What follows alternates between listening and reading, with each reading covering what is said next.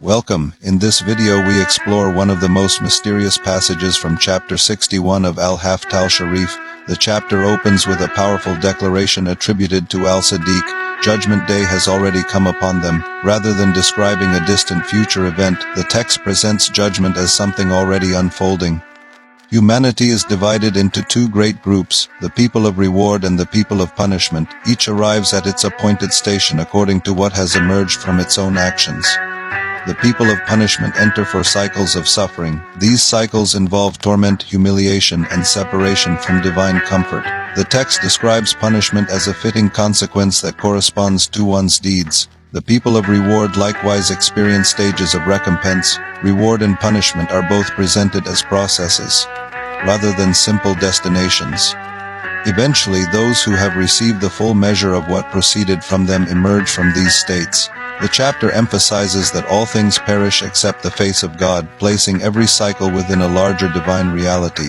When the people of punishment leave their cycles, they divide into three groups.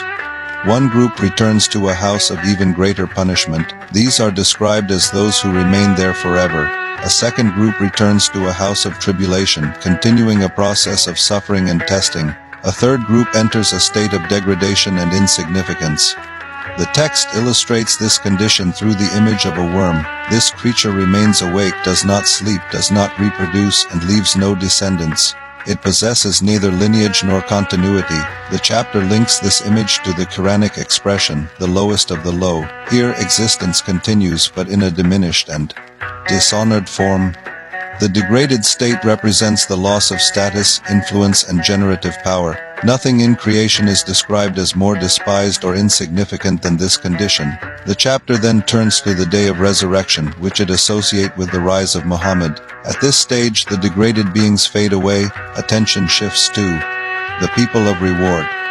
After passing through 4 cycles, they too divide into 3 groups. The first group returns to the highest reward. They enter Firdaus paradise, described as the paradise of immortality. The second group enters a house of refinement and purification. The third group undergoes a series of mysterious transformations involving birds and fish. The text states that these transformations continue through 70 stages. After these stages are completed, they fade into what is called the Greater Gathering. The chapter then introduces 2 important concepts, nask and mask. Nask is associated with elevated or beneficial transformation. Mask is associated with degraded or diminished transformation. These categories are applied throughout the natural world. Birds, fish, animals, predators, insects, plants, and even minerals are organized according to this distinction. Among animals, the best are those that provide the most beneficial meat and milk. Among birds, the best are those possessing crops and gizzards. Among fish, the best are those with scales. These are associated with nask. Predatory beasts, predatory birds, and vermin belong to mask. The chapter states that creatures associated with nask are permissible to eat, while those associated with mask are not. The distinction is not limited to living creatures. It extends even to minerals and precious stones. Pearl, ruby, and peridot are described as forms of nask. Iron, copper, and lead are described as forms of mask. In this vision of reality, spiritual transformation affects not only living beings but matter itself.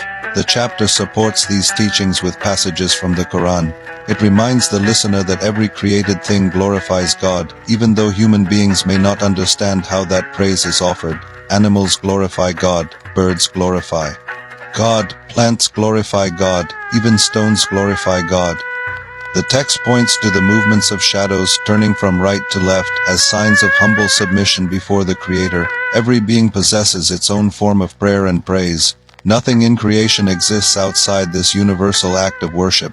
The chapter concludes by presenting a universe governed by cycles, transformation, accountability, and return. Reward and punishment are not merely places but stages in an ongoing process. Souls move through different conditions according to their actions and their spiritual state. Creation itself becomes a vast spectrum of transformation.